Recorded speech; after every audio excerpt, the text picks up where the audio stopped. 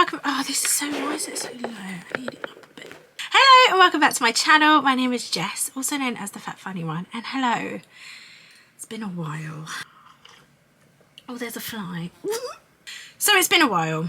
I committed to doing 2 videos a year. Well, it's kind of, that's not what I meant, but it's kind of turned out that way. 2 videos a week. I really wanted to just nail YouTube this year.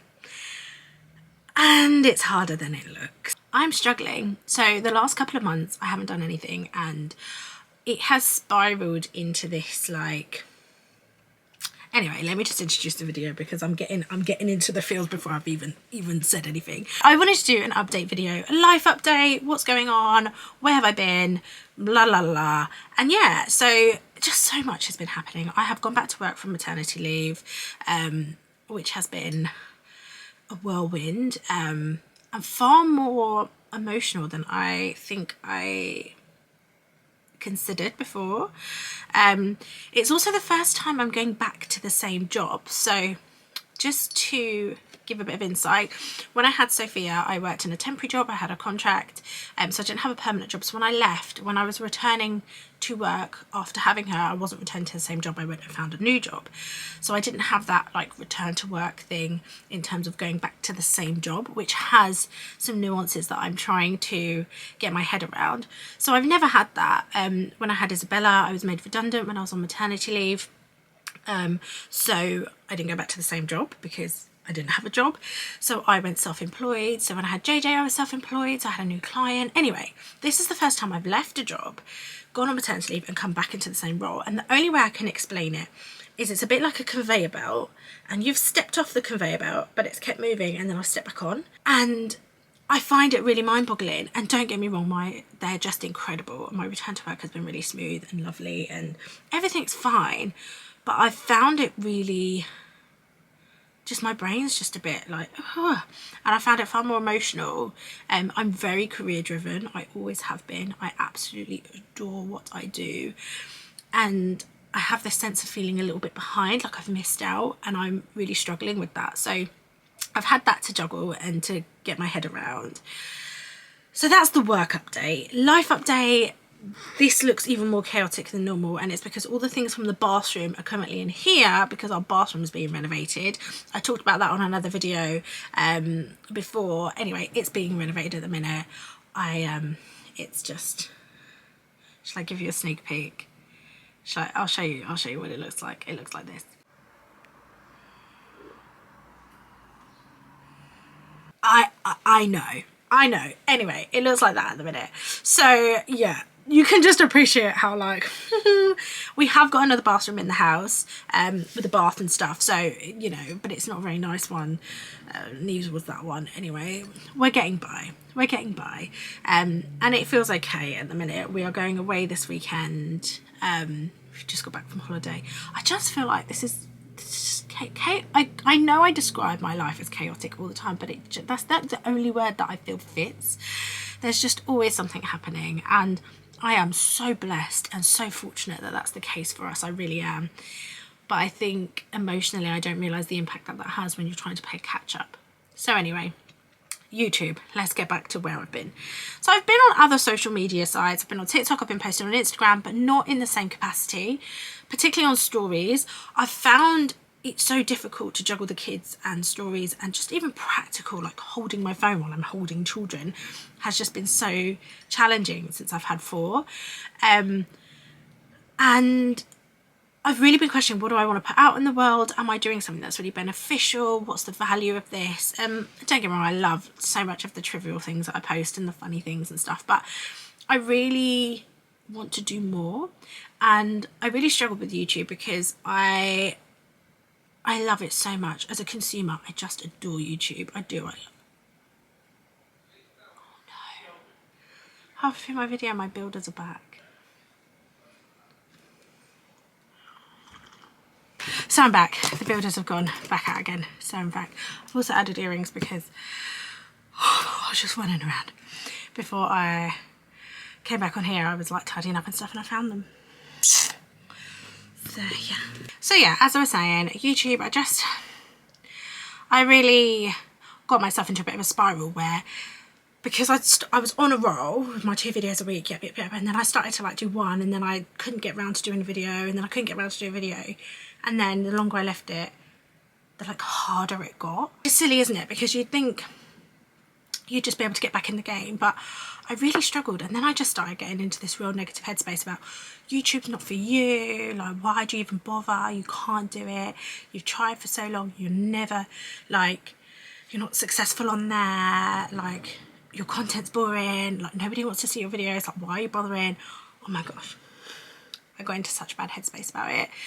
And then I just kept going back to my why do I love YouTube as a consumer, as a person, but also to create video. I love recording these little videos, like it genuinely brings me joy. So if 5 people watch them, 5 people watch them. I don't know, why was I seeking this success on YouTube? Why do I need the success on YouTube? Why can't I just create content because I like it and it makes me feel good, and I hope that the people who watch it feel good and it's fun and relatable, and I can maybe give advice or hacks or whatever the content I'm creating is doing. Why is that not enough? And so I've picked my camera back up and I've stopped being a negative Nancy, and I've got myself out of that spiral and just remembered why I like doing what I do. So my goal was 2 videos a week, which essentially I wanted to do 100 videos in the year, and there's no reason why I can't do that. Why was I putting this pressure on 2 videos a week? Like, if one week I might do 5, okay, probably not.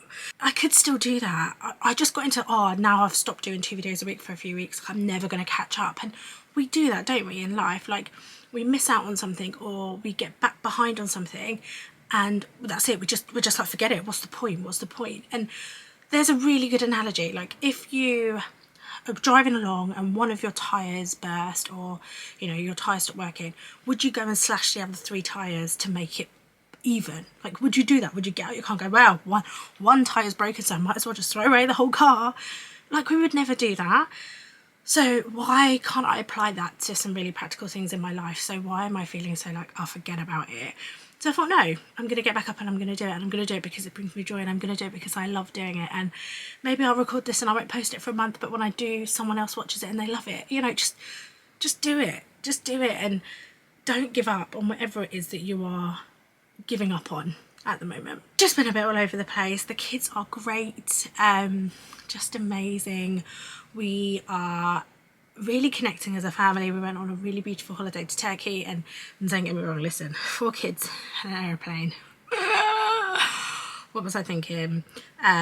It was hellish on the way out. At one point I just cried on the plane. I was like, why have I done this? But then when I got on holiday and we had the holiday, I was reminded as to why we sometimes have to trudge through the to get to the beautiful. It was just such a beautiful time with the family, the kids.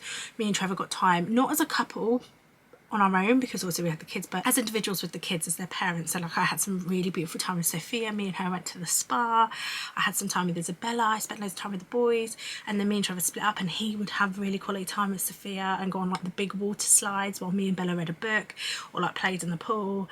And then he went off and took the boys for a nap, so I got some quality time with the girls, and we went to the beach. It was just, I'm so blessed.